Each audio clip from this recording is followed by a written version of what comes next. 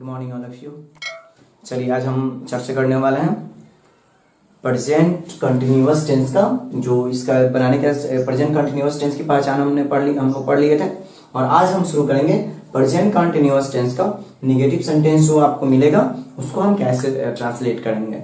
तो जैसे देख रहे हैं यहाँ पे प्रेजेंट कंटिन्यूअस टेंस, तो या इसको इम्परफेक्ट भी हम कहते हैं। तो यहाँ वह गीत नहीं गा रही है, वे लोग वर्ग में हल्ला नहीं कर रहे हैं। तो बनाने का structure subject plus is are am plus not verb का प्रयोग करेंगे। जो भी ऑब्जेक्ट होगा उसको हम लिख देंगे। तो ध्यान देंगे सिंगुलर होगा थर्ड पर्सन सिंगुलर तो इसका प्रयोग, प्लुरल होगा तो आर और आई के साथ एम का प्रयोग हम करते हैं। जैसे देखेंगे पहला ये ट्रांसलेशन को सब्जेक्ट क्या है वह के लिए क्या होगा ही। अब देखेंगे ही सब्जेक्ट ही के संग क्या लगेगा इज, तो इज का प्रयोग हो गया। इसके बाद किसका प्रयोग करना है नॉट। वर्ब इसमें क्या है गाना, गाना क्या होता है सिंग, उसमें आईएनजी जोड़ देंगे सिंगिंग। ऑब्जेक्ट क्या है गीत, तो ए सॉन्ग, उसके बाद फुल स्टॉप। वे लोग 2 नंबर देखेंगे हम। वे लोग सब्जेक्ट क्या है वे लोग का हम क्या लिखेंगे दे। थर्ड पर्सन प्लुरल है तो दे के संग हम तीनों में किसका प्रयोग करेंगे आर, तो यहाँ पे आर लिख दिए। उसके बाद किसका प्रयोग करेंगे नॉट, तो यहाँ पे हम नॉट लिख दिए। फिर इसमें भॉर करना हल्ला, हल्ला का क्या होता है मैक, आईएनजी होगा मैकिंग ए नॉइस। वर्ग में इन क्लास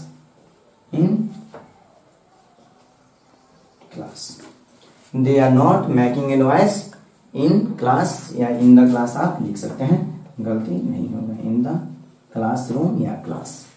तो they are not making a noise in the class. तो निगेटिव में हम याद रखेंगे सबसे पहले क्या लिखेंगे सब्जेक्ट, जो भी सब्जेक्ट होगा। उसके बाद हम auxiliary verb is are am का अकॉर्डिंग टू सब्जेक्ट यूज करेंगे। थर्ड स्टेप में नॉट का प्रयोग, जो वर्ब होगा उसमें आईएनजी जोड़ेंगे और ऑब्जेक्ट जो होगा उसको अंत में हम लिख देंगे। अब आइए देखते हैं इंट्रोगेटिव सेंटेंस। चलिए अब देखेंगे हम प्रेजेंट कंटिन्यूअस टेंस का इंट्रोगेटिव सेंटेंस। इंट्रोगेटिव सेंटेंस होता है प्रश्न पूछने का कार्य करता है।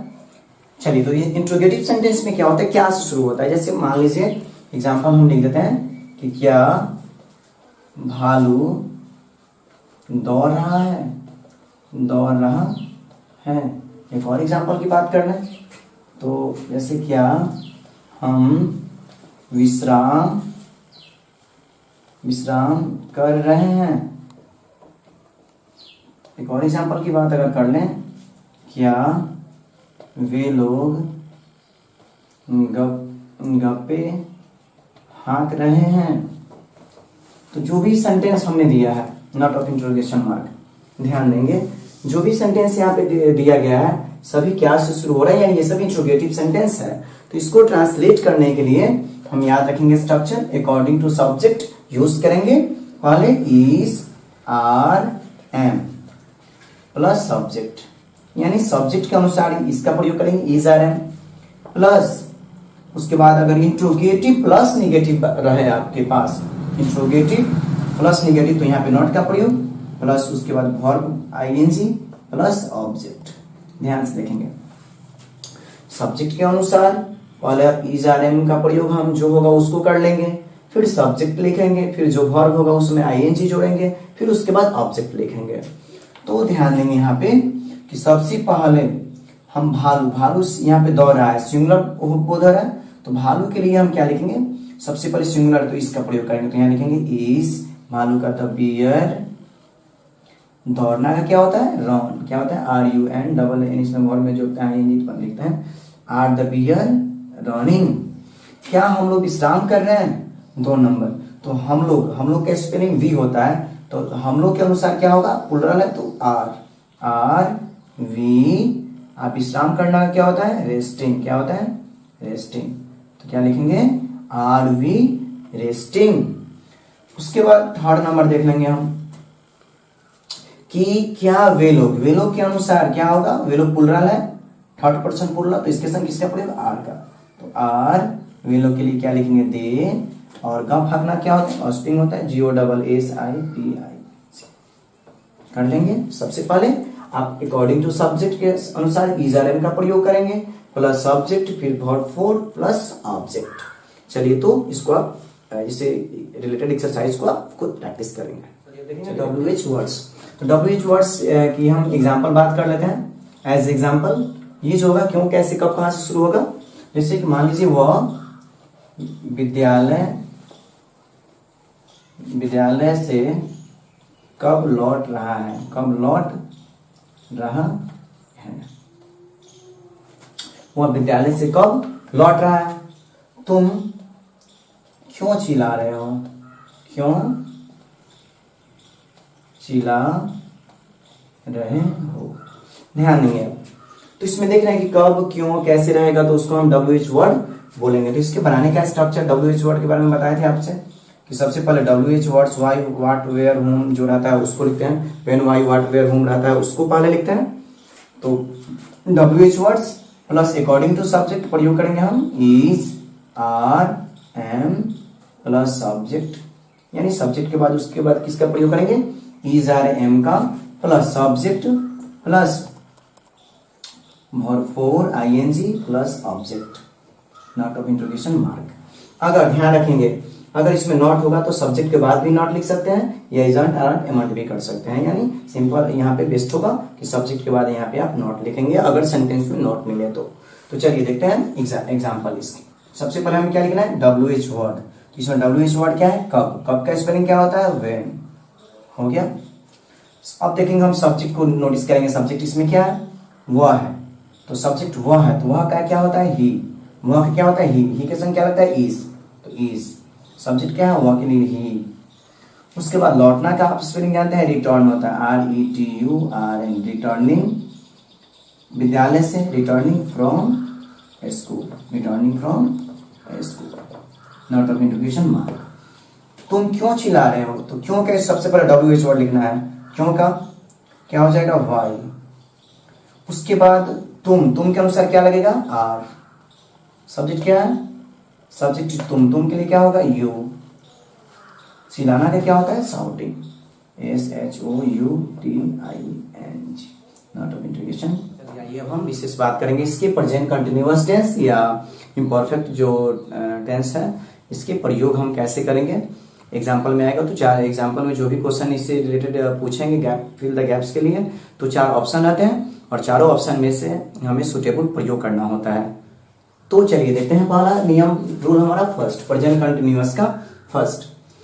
तो कह रहा है यहाँ पे कि सबसे पहला हम प्रयोग कहाँ करेंगे कि बोलने के समय जारी कार्य के लिए, अगर कोई भी कार्य बोलने के समय जारी हो, यानी work is to be continue this time, यानी यहाँ पे बोलने के समय में जारी कार्य के लिए हम उस सेंटेंस को प्रेजेंट कंटिन्यूअस टेंस में ही प्रयोग करते हैं। जैसे the farmer dash in the field at present, तो देखिए यहाँ पे एट प्रेजेंट ये कार्य क्या है, बोलने के समय क्या है, जारी है कार्य, तो जब जारी है तो इसको हम प्रेजेंट कंटिन्यूअस में भरेंगे, यानी present continuous is are am plus verb for.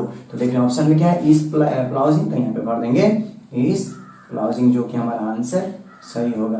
यानी वैसे सेंटेंस जो बोलने के समय जारी हो, वैसा कार्य जो बोलने के समय जारी हो, तो उसको हम ऑलवेज रिप्रेजेंट करेंगे प्रेजेंट कंटिन्यूअस टेंस में। यहाँ नेक्स्ट एग्जांपल की बात करें, they dash at the moment, यानी इस समय इस क्षण हुआ क्या, हम लोग डांस कर रहे हैं, यानी बोलने के समय क्या है, कार्य जारी है, तो इसको हम भी कंटिन्यूअस में करेंगे तो आर क्या हो जाएगा, डांसिंग, क्या हो जाएगा इसमें, आर डांसिंग। तो बोलने के समय जो भी कार्य जारी होगा, बोलने के समय जो भी कार्य जारी होगा, तो वहां उसको always represent this sentence present continuous tense. So as example the farmer is ploughing in the field at present, अभी जो है किसान जो है वो क्या कर रहा है, फील्ड को मैदान को जोत रहा है। दे आर, यहाँ पे दे डैश दिए हुए थे हम एट द मोमेंट, यानी इस क्षण में लोग डांस कर रहे हैं, तो इसको भी रिप्रेजेंट प्रेजेंट कंटिन्यूअस टेंस। सो यहाँ पे आर डांसिंग का प्रयोग हम करेंगे, क्योंकि जानते हैं प्रेजेंट कंटिन्यूअस टेंस का बनाने का स्ट्रक्चर जो होता है is are am plus verb four object, इसलिए इज यहाँ पे आर का प्रयोग हुआ और वर्ब फॉर का प्रयोग, इसलिए इस सुटेबल यहाँ पे वर्ड को हम यहाँ क्या करेंगे, यहाँ पे भर देंगे।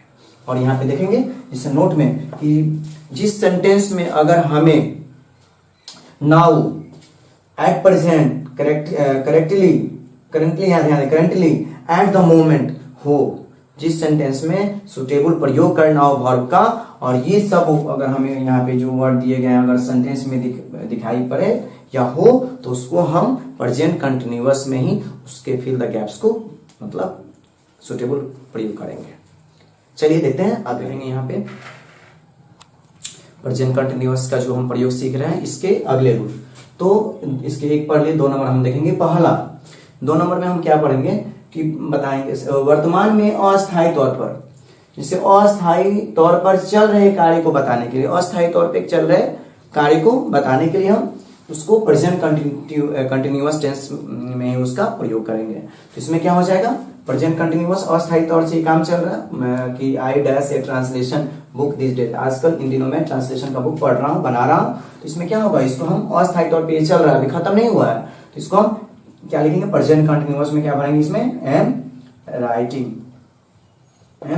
मतलब I am writing a translation book this days, इन दिनों में ट्रांसलेशन का बुक जो है क्या कर रहा हूँ, लिख रहा हूँ। तो ये अस्थायी तौर पे कार्य चल रहा है, ट्रांसलेशन का बुक लिखने का अभी कार्य समाप्त नहीं हुआ है, अस्थायी तौर पे ये अभी कार्य जारी है, वर्क कंटिन्यू है।